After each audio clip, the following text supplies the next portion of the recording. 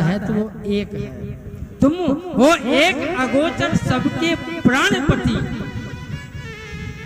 तो संसार से आशा जो रखे वो कभी संत साधु नहीं हो सकते।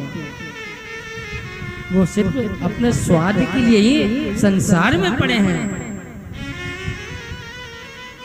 और शास्त्रों में तो स्पष्ट कहा है। कई बार प्रश्न चलता है कि गुरुजी हमने किसी को गुरु नहीं बनाया। तो माता बहनों के लिए सबसे बड़े गुरु हैं तो वो है अपना पति, जो प्रतिव्रत धर्म को पालन करती है।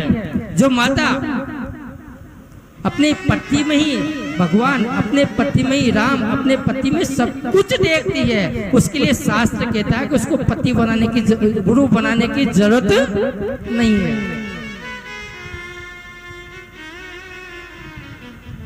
एक ही धर्म एक व्रत नेमा, उसके लिए एक ही व्रत है, एक ही धर्म है। आप मत जाइए मंदिर, मत सुनिए कथा।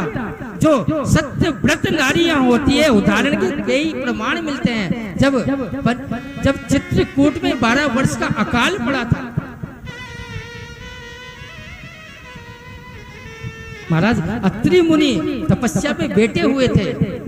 तो एक 12 वर्ष भूखे प्यासे रह करके अनुसैया ने उनका व्रत का पालन किया, उनकी सेवा की। जितने भी जीव जंतु थे, जलचर थे, सब उठ करके चित्रकूट से चले गए। लेकिन माता अनुसैया ने सोचा कि मैं अपने पति को छोड़ करके कैसे जा सकती हूँ।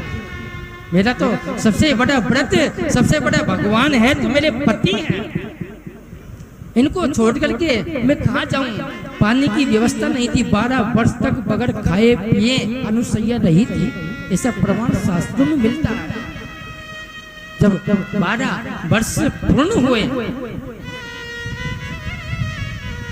महाराज अत्रि मुनि की जब साधना टूटी, साधना पूर्ण हुई, तो उन्होंने उठते ही कहा कि देवी मुझे प्यास लगी है, मुझे पानी पिलाइए।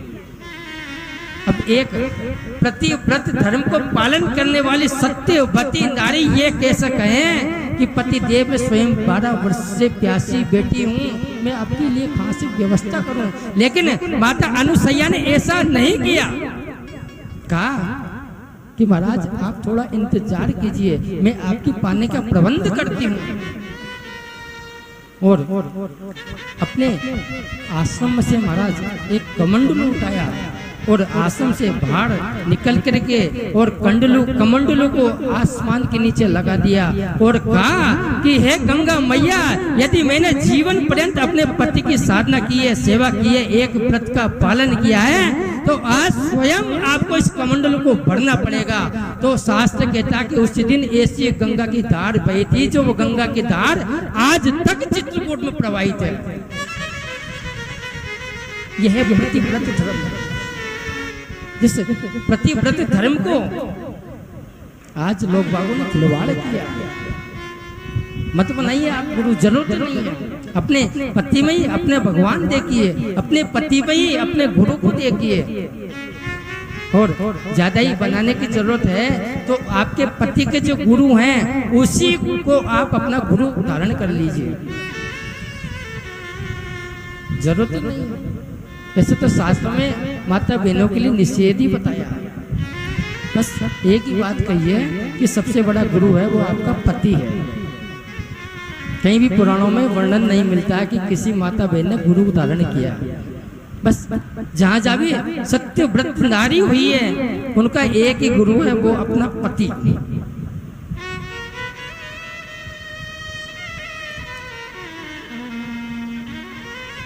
एक जगह हम कथा कर रहे थे, गांव का नाम तो नहीं बताएंगे, छोटा सा गांव था। एक माताजी आई थी जिसकी लगभग दोनों जने थे 70-75 वर्ष की उम्र थी। उन्होंने आकर कहा कि महाराज हम आपको गुरु बनाना चाहते हैं। मैंने कहा भाई आप हमारे दादाजी के समान हो, आप तो हमारे दादाजी के समान हो। मैं तो आपका पौत्र के बराबर हूँ, आप मुझे गुरु मानते हो, अच्छी बात है, लेकिन मैं तो स्वयं ही अभी गुरु जी की सेवा में लगा हुआ हूँ। नहीं कि महाराज हम तो आपको बनाएंगे। मैंने कहा आपने कभी दीक्षा ली है किसी से? कि बोले एक बार वृंदावन गए थे हम, तो माँ किसी संत की हमने दीक्षा ली, मंत्र भी दिया, मंत्र का हमने जाप किया। साल भर बाद पता चला कि वो महाराज जी तो संसार छोड़ के चले गए। अब महाराज एक बात बताओ, गुरु जी नहीं है तो किसकी पूजा करें? मैंने कहा अच्छी बात है। फिर मैंने और क्या कहा कि कुछ समय बाद फिर निकला, तो फिर हम गिरिराज जी की परिक्रमा में गए थे, तो एक पंडा जी मिल गए हमको।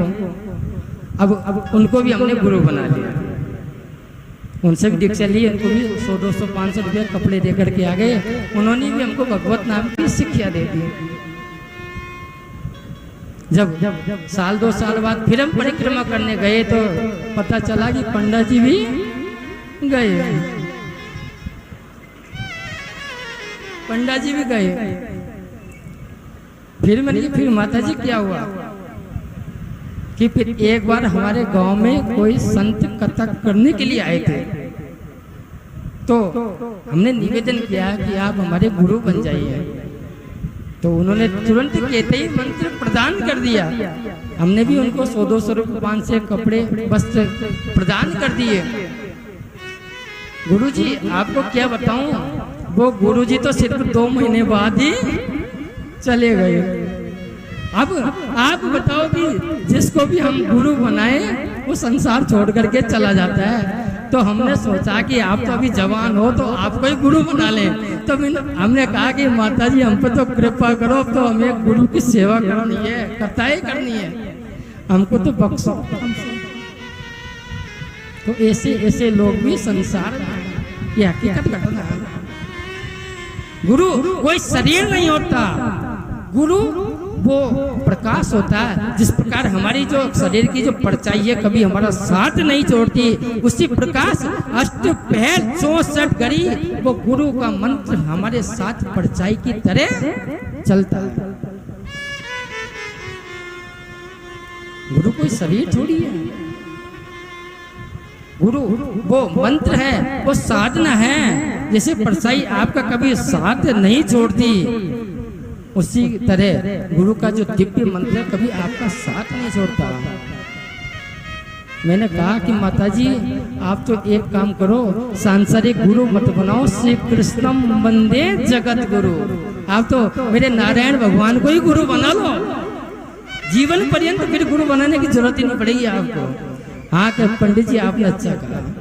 तो उसी समय सत्य बताता हूँ आपको, गुरु दीक्षा में नारायण भगवान की जो भागवत है उन्होंने नारियल चढ़ाया, और नारियल चढ़ाते ही उनको एक मंत्र जो मिला था भागवत में से, श्री कृष्णम वंदे जगत गुरु, जो भी हो उनको प्रदान किया, और आज भी बहुत सलामत है।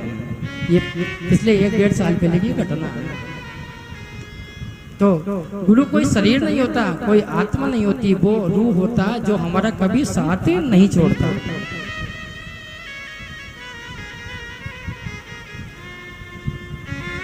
सूत जी महाराज कहते हैं कि ऋषियों, माता आदि शक्ति आज देवादिदेव महादेव के